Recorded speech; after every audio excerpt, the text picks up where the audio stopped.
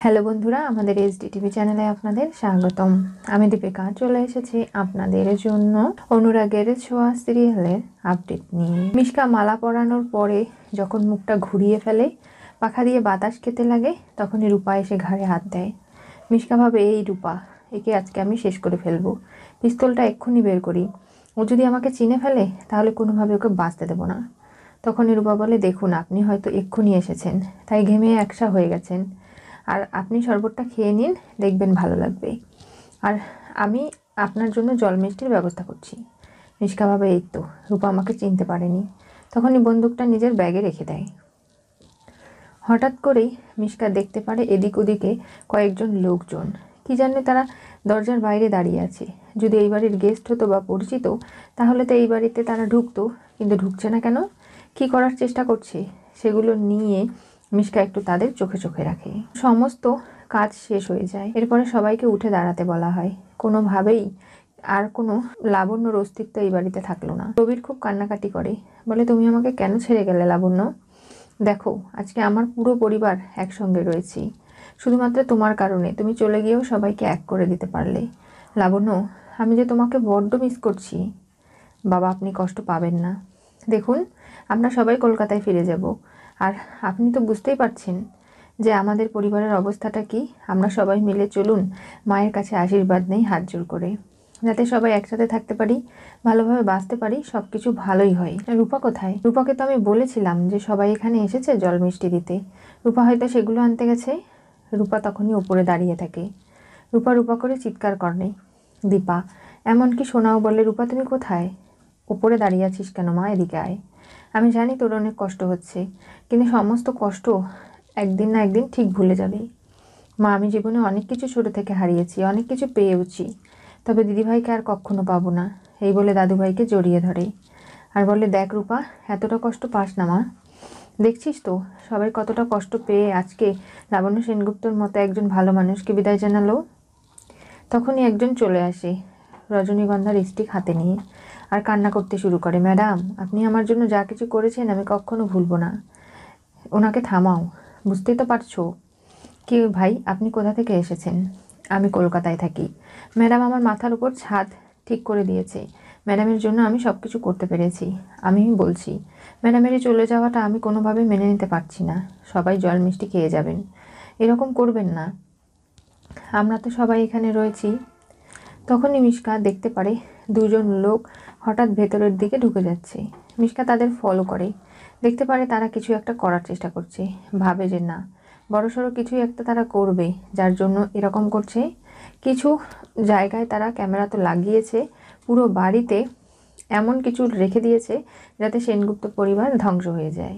মিশকা ভাবে যে না, আমার তো সূর্যকে নিয়ে এখান থেকে বেরোতে হবে, আমি সূর্যর কোনো ক্ষতি হতে দিতে পারবো না। আমি সধবা হয়েই মরতে চাই, কিন্তু কোনোভাবেই সূর্য আমার আগে চলে যাবে সেটা হতে পারে না। আর মনে তো হচ্ছে দীপা সূর্যকে একসঙ্গে শেষ করে ফেলি, কিন্তু পারবো না। ওরা সেই ওপরে গিয়েও একসঙ্গেই থাকবে, তাই ওদের আলাদা করব, তারপরে একসঙ্গেই আমি আর সূর্য থাকবো। যদি শেষও হয়ে যেতে হয় তাহলে একসঙ্গে শেষ হবো।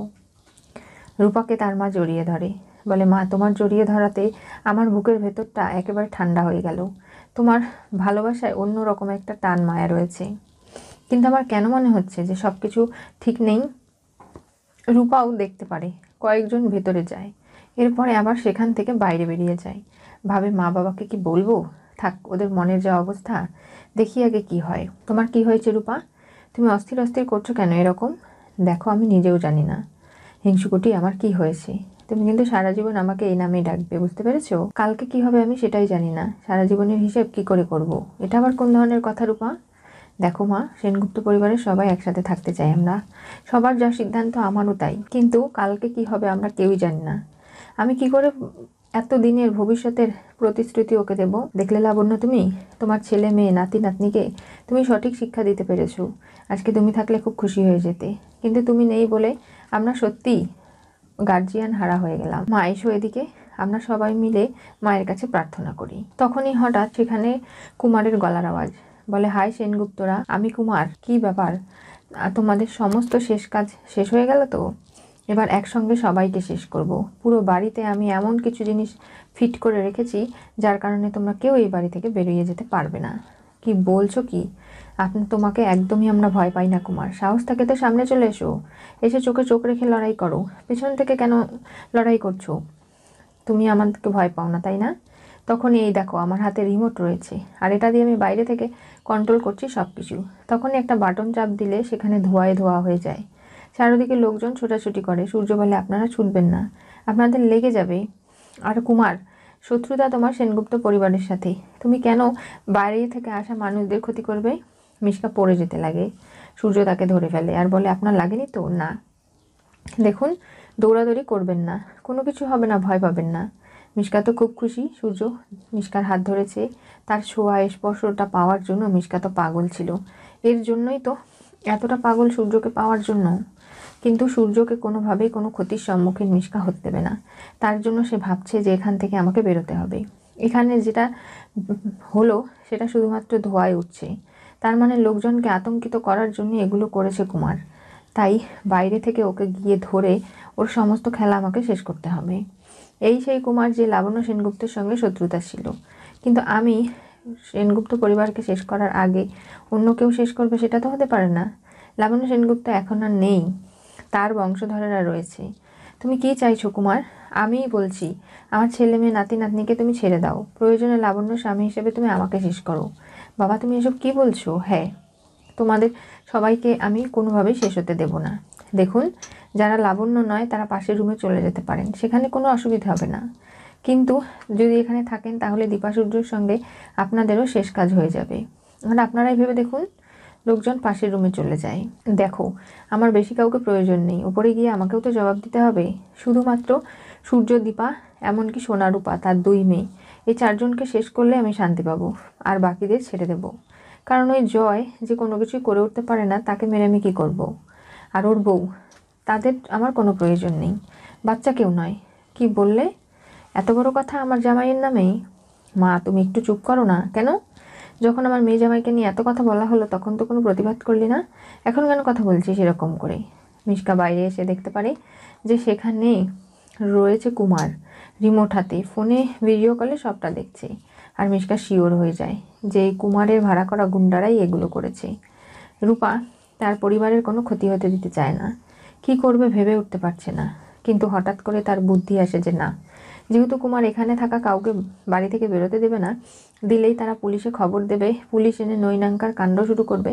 তাই সে সব কিছু বন্ধ করে দেয়, দরজা জানলা। তার ভাড়াটে গুন্ডারাও এই বাড়িতে ঢুকে পড়ে। তখনই প্রতীক বুদ্ধি করে পুলিশকে ফোন করে, SMS করে দেয় এবং এই বাড়িতে আসার জন্য অনুরোধ করে। আর রূপা ভাবে এটাই সুযোগ, আমাকে বেরিয়ে যেতে হবে এই ধোঁয়ার মধ্যে, কোনোভাবে আমাকে কেউ যেন দেখতে না পারে। পুরো পরিবারকে রক্ষা একমাত্র আমিই করতে পারি। তখনই সোনা এদিক ওদিক তাকিতুকি করে দেখতে পারে পাকামে নেই। তার মানে ও কোথায়? দীপা ভাবে যে রূপা বাইরে আছে, ওই একমাত্র আমাদের বাঁচাতে পারে এবং বাঁচাবেও। হিংসুকুটি একে ফেলে রূপা এরকম করে চলে গেলাম, ভাবতে পারছি না। জয় ভাবে, বা রূপা, আজকে এই পরিবার বিপদে পড়েছে, আর তুই এরকম করে সবাইকে ফেলে পালিয়ে গেলি, নিজে বাঁচলি, আমাদের কোনো কিছু বাঁচানোর জন্য চেষ্টাও করলি না। কিন্তু সবার ধারণা ভুল প্রমাণ করে রূপা কিন্তু তার মায়ের ধারণাকেই সঠিক প্রমাণ করছে। রূপা লাঠি নিয়ে গিয়ে দাঁড়িয়ে দেখছে কুমার এগুলো করছে। সূর্য বলে যে দেখো, আমি এবং আমার পরিবার শেষ হয়ে যাব। এতগুলো মানুষের ক্ষতি করার কোনো প্রয়োজন নেই কুমার, তোমার শত্রুতা সেনগুপ্ত পরিবারকে নিয়ে। তাহলে তুমি কেন এত বড় একটা খেলা খেলছো আমাদের সাথে? একেবারে আমাদের সবাইকে শেষ করে দিলেই তো সব জ্বালা তোমার জুড়িয়ে যায়। না, আমার সেই সব কিছুর প্রয়োজন নেই। এই বলে কুমার বলে যে কে বাঁচাবে তোমাদের? তখনই শুনতে পারে পাকামে এখানে নেই। রূপা মাম্মা কোথায় আমি জানি না, ও হয়তো নেই, আড়ালে গেছে বা লুকিয়ে গেছে। দেখলে তো দীপা, তোর মেয়ে কেমন শিয়ানা, সবাইকে বিপদে ফেলে একলা পালিয়ে গেছে। তখনই রূপা লাঠি হাতে গিয়ে সামনে দাঁড়ায় কুমারের আর বলে, রূপা পালায় না। রূপা পরিবারের সবাইকে বাঁচাতে সামনে এসে দাঁড়িয়েছে। কুমার, তোমাকে তো আজকে কোনোভাবেই ছাড়বো না, তোমাকে এমন মার মারবো আর এমন শায়েস্তা করবো যে কেউ আমার হাত থেকে তোকে রক্ষা করতে পারবে না। সেনগুপ্ত পরিবারকে শেষ করা তো দূরের কথা, আমরা কেউ আলাদা হব না, সবাই একসঙ্গে থাকবো, সব বিপদ উপেক্ষা করে থাকবো। এই বলে লাঠি হাতে এমনভাবে দাঁড়ায় যে রূপার মধ্যে লাবণ্য সেনগুপ্তকে দেখতে পারে কুমার এবং অনেকটাই ঘাবড়ে যায়। আর সবটা দেখে মিশকাও অবাক হয়ে যায়, রূপার মাথায় এতটা বুদ্ধি। সে কুমারকেও শায়েস্তা করতে এগিয়ে আসলো, মায়ের মতো সাহসী হয়েছে। কি হতে চলেছে অনুরাগের ছোঁয়া সিরিয়ালের পরবর্তী টুইস্টে? কুমার সেনগুপ্ত পরিবারকে জিম্মি করলে রূপা পালিয়ে লাঠি হাতে সামনে দাঁড়ালো রক্ষা করতে। রূপাকে যে যাই ভুল বুঝুক না কেন, কিন্তু কখনোই দীপা ভুল বুঝতে পারে না। দীপা তার মেয়েকে সঠিক চেনে। রূপা সত্যি সেনগুপ্ত পরিবারকে রক্ষা করতে কুমারের মুখোমুখি দাঁড়িয়েছে লড়াই করতে। আর রূপার গলা শোনা যাচ্ছে সেখানে স্পিকারে। আর সেটা শোনার পরে জয় উর্মিরও ভুল ধারণা ভেঙে যায়। তারা সবসময় পরিবারের সবাইকে ভুলই বুঝে গেল। কখনো নিজে কিছু করার ক্ষমতা নেই, অন্যের ক্ষমতাকেও কখনো প্রাধান্য দিতে শেখেনি। এরপরে কি ঘটবে জানতে চোখ রাখতে হবে আমাদের চ্যানেলে। পাশে থাকা বেল আইকনটি অবশ্যই করে ক্লিক করুন।